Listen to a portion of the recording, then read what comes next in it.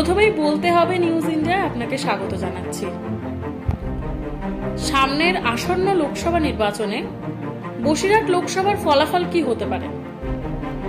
আমাদের বসিরহাট লোকসভা তৃণমূল কংগ্রেসের প্রার্থী শেখ হাজিবুল ইসলাম, তিনি 2009 থেকে 2014 উনি এখানকার সাংসদ ছিলেন তৃণমূল কংগ্রেসের।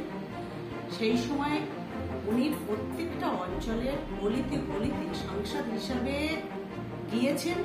এর আগে 2009-এর আগে কোনো সাংসদ এলাকায় আমরা পাইনি, দেখি।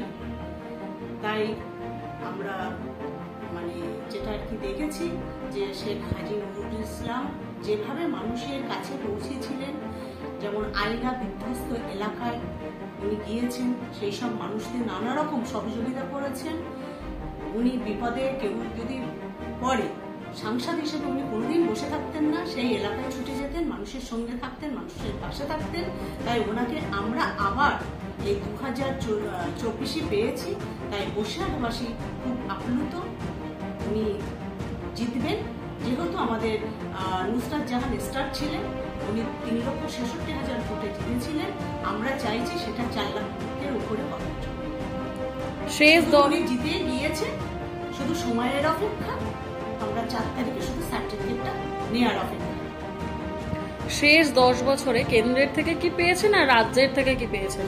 দেখুন, আমাদের নেত্রী মমতা ব্যানার্জি উনি সবসময় বলেন যে বাংলা আজ যা ভাবে ভারতবর্ষ আগামী দিনে সেটা ভাবে। তার জ্বলন্ত উদাহরণ ওনার হলো কন্যাশ্রী প্রকল্প। যে কন্যাশ্রী প্রকল্পে সমস্ত মেয়েরা যেটা সুযোগ সুবিধা পাচ্ছে। তারপরে আমরা দেখলাম কি আমাদের নরেন্দ্র মোদী সরকার, তারপরে উনি নিয়ে আসলেন একটা প্রকল্প, বেটি বাঁচাও বেটি পড়াও। তারপরে আমাদের মমতা ব্যানার্জির এক প্রকল্প, স্বপ্নের প্রকল্প, স্বাস্থ্যসাথী প্রকল্প। উনি সেখানে কি আনলেন? আমাদের মোদী আয়ুষ্মান ভারত প্রকল্প। উনি কি আনলেন? আমাদের মুখ্যমন্ত্রী মমতা ব্যানার্জি আপনার হচ্ছে কৃষক বন্ধু প্রকল্প।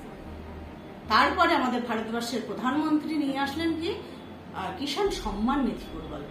তাই বলবো যে বাংলা আজ যা ভাবে আগামী দিন ভারতবর্ষ তাই ভাবে। তাই এখানে আর বলার কিছু নেই। সমস্ত মানুষ বুঝতে পারছেন, বাংলার মানুষ বুঝতে পারছেন যে আমাদের বাংলা সবসময় এগিয়ে আছে, এগিয়ে থাকবে। প্রধানমন্ত্রী হিসেবে আপনি কাকে চাইছেন? দেখুন, আমরা যে দেখেছি যে বিজেপি যে দলগুলো, আঞ্চলিক দলগুলো, তাকে আমাদের একত্রিত করার মূল কাণ্ডারি কিন্তু আমাদের মুখ্যমন্ত্রী মমতা ব্যানার্জি।